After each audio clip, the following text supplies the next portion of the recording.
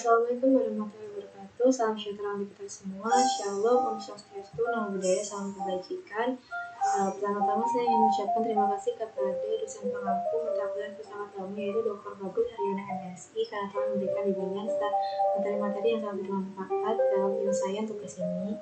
Saya sekarang Mutiara Putri Setiawan di 039074 akan membawakan topik mengenai The German Phenomenologies terkait filsafat eksistensialisme dan pemikiran Edmund Husserl yang terbagi dalam 5 dimensi. Yang pertama ontologi, epistemologi, aksiologi, metodologi, dan teoris. Dan di beberapa slide saya juga akan mengkritisi karya Bagus yaitu The Social Exchange, Reward and Punishment in Bildungsrolle. Langsung saja yang pertama, riwayat hidup Edmund Husserl. Edmund Husserl lahir di Prosnitz, Cekoslowakia pada tahun 1899 dan meninggal saat usianya 79 tahun di Freiburg in Breisgau, Baden-Württemberg, Jerman pada 27 April 1938 karena terserang suatu penyakit. Husserl menghabiskan masa mudanya dengan belajar astronomi dan matematika di Universitas Leipzig dan Universitas Berlin, tempat ia memperoleh gelar doktor dalam bidang matematika dengan disertasinya yang berjudul Beitrag zur Verdienstkrönung pada tahun 1893. Nah, karena pengaruh Brentano tadi, ia menulis buku Filsafat Aritmatika tahun 1861, kemudian yang menulis 2 jilid buku Logis Untersuchungen pada yang disebut juga Penyelidikan Logika pada tahun 1900 sampai 1901. Dan kemudian jilid 1 dari buku ini selesai ditulis olehnya pada tahun 1939, sedangkan jilid 2 dan 3 diterbitkan pada tahun 1952 setelah ia meninggal. Nah, sebelum ia meninggal, ia sempat menjadi profesor di Universitas Göttingen pada tahun 1991 sampai 1916. Dan ia sempat menulis satu artikel panjang yang dianggap sebagai semacam program bagi fenomenologinya, yaitu Philosophie als Wissenschaft pada tahun 1911 yang berisi penjelasan tentang filsafat sebagai ilmu rigorus. Nah, Husserl juga menerima tawaran menjadi profesor di Universitas Freiburg in Breisgau karena sejak dahulu ia tertarik dengan Jerman Selatan. Di Freiburg, ia memiliki murid yang berasal dari berbagai negara, termasuk diantaranya adalah filsafat masyhur yaitu Max Scheler dan Martin Heidegger. Kemudian, saya akan bahas mengenai fenomenologi Husserl sebagai metode filsafat eksistensialisme. Karya eksistensialisme dimulai dengan Kierkegaard pada paruh pertama abad ke-19. Dia kritis terhadap sistem filosofi Hegel yang menganalisis suatu keberadaan secara abstrak dan impersonal. Nah, ada 2 musuh nih bagi agama Kristen yang dipercaya oleh Kierkegaard. Yang pertama dalam filsafat Hegel berpengaruh pada waktu itu. Ia berpendapat bahwa pemikiran abstrak seperti dalam bentuk filsafat Hegel akan menghilangkan personalitas manusia. Yang kedua adalah adat kebiasaan atau convention seperti gereja, ritual, pendeta, sakramen. Ia berpendapat bahwa para perantara tersebut menghilangkan jurang pemisah antara Tuhan dan hambanya yang menurutnya harus ada. Nah, untuk filsafat eksistensialisme sendiri merupakan pemberontakan terhadap beberapa sifat dari filsafat tradisional dan masyarakat modern. Kemudian protes juga datang terhadap gerakan totaliter, baik gerakan fasis, komunis, atau lain-lainnya yang cenderung untuk menghancurkan atau menenggelamkan perorangan di dalam kolektif atau massa. Untuk dapat menguraikan filsafat eksistensialisme digunakan metode pendekatan sosial yang disebut fenomenologi. Nah, di dalamnya terdapat problema itu menjadi lebih sulit karena kita dapat mengetahui realitas tanpa hubungan dengan kesadaran kita, dan kita tidak dapat mengetahui kesadaran tanpa hubungan dengan realitas.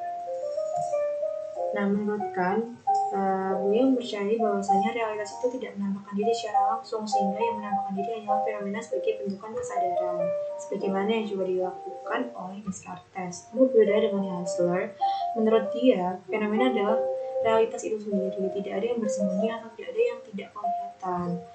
Nah, dalam hal ini, Husserl mempunyai semboyan yang terkenal, yaitu Zurückgezogenes Handschrift, yang artinya kembalilah pada benda-benda itu sendiri.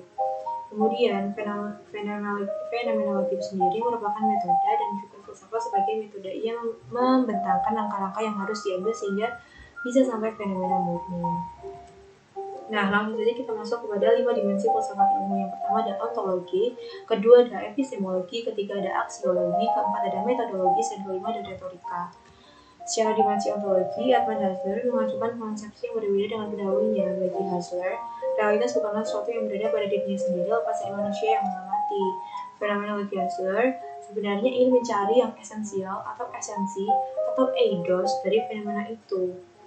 Dalam pencarian yang esensial bermula dari membiarkan fenomena itu berbicara sendiri tanpa dibarengi dengan prasangka atau presuppositionlessness.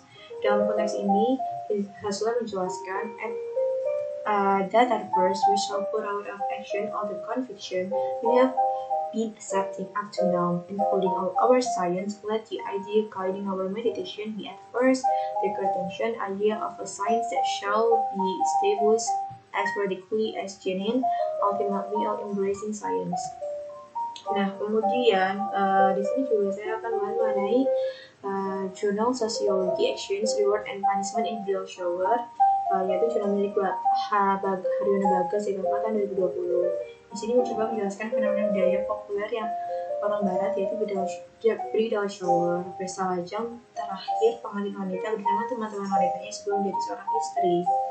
Di sini saya menyoroti dimensi ontologinya, di mana pada jurnal ini para peneliti berusaha mencari tahu apakah semua tindakan manusia melibatkan perhitungan, kemudian apakah aktor dalam hubungan perkawinan selalu melalui biaya dan imbalan dalam semua konteks, kemudian aksioma sentral sebagai penghargaan, biaya, dan keuntungan digambarkan secara integral dalam artikel ini.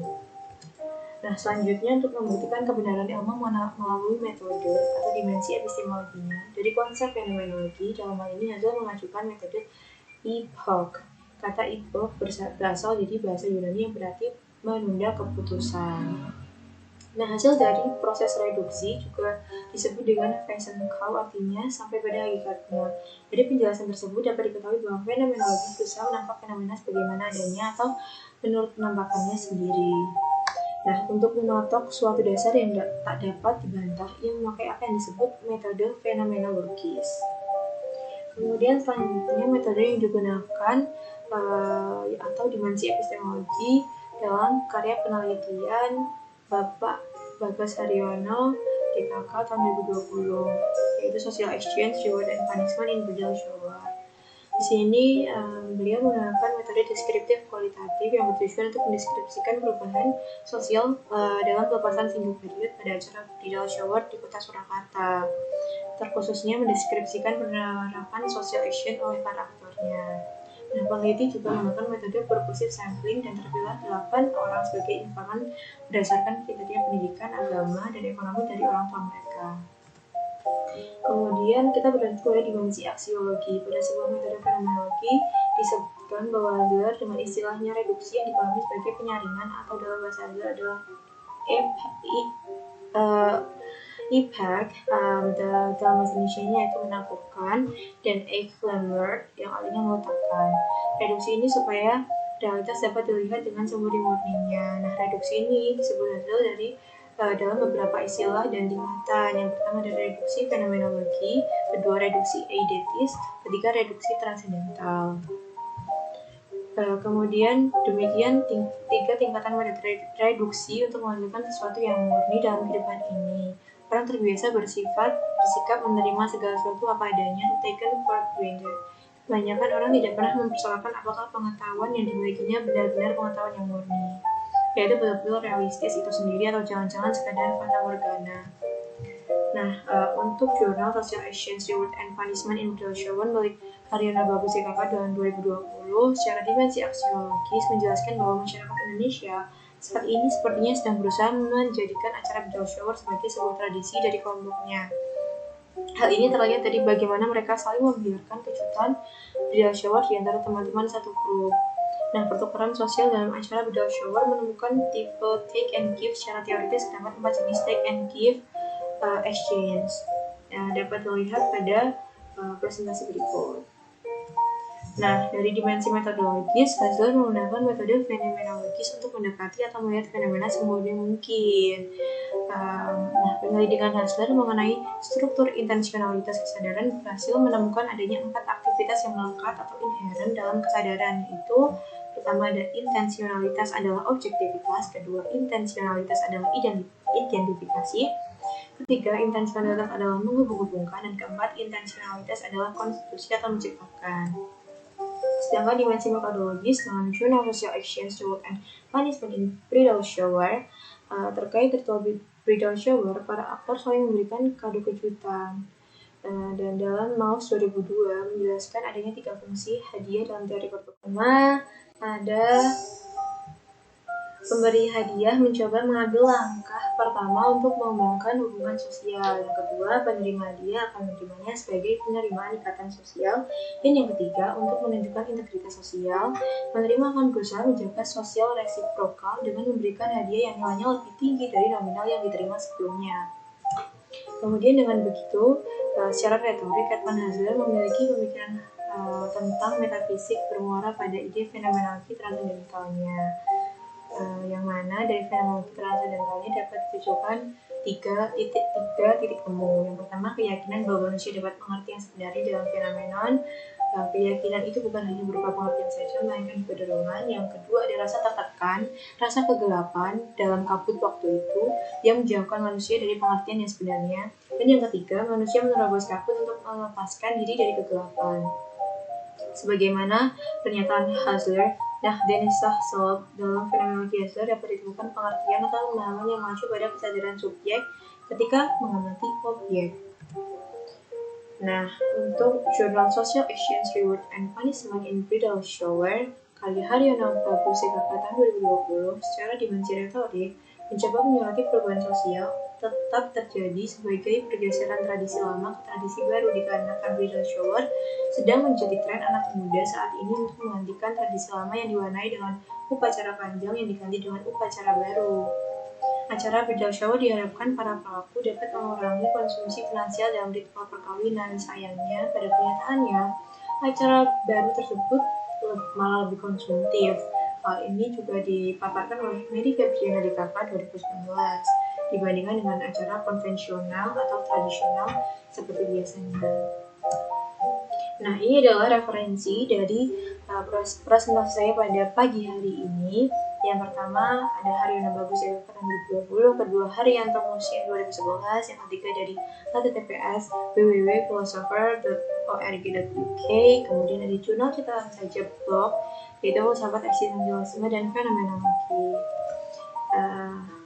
Akhir kata, terima kasih teman-teman yang sudah setia untuk melihat presentasi saya hari ini. Apabila ada salah-salah kata, saya mohon maaf sekali karena seperti terburu-buru dan ada beberapa bahasa asing yang mungkin saya tidak terlalu kuasai. Dan terima kasih sebesar-besarnya sekali lagi. Mungkin selanjutnya adalah sesi tanya jawab di Google Classroom. Mungkin akhir kata cukup. Salam. Wassalamualaikum warahmatullahi wabarakatuh. Dadah.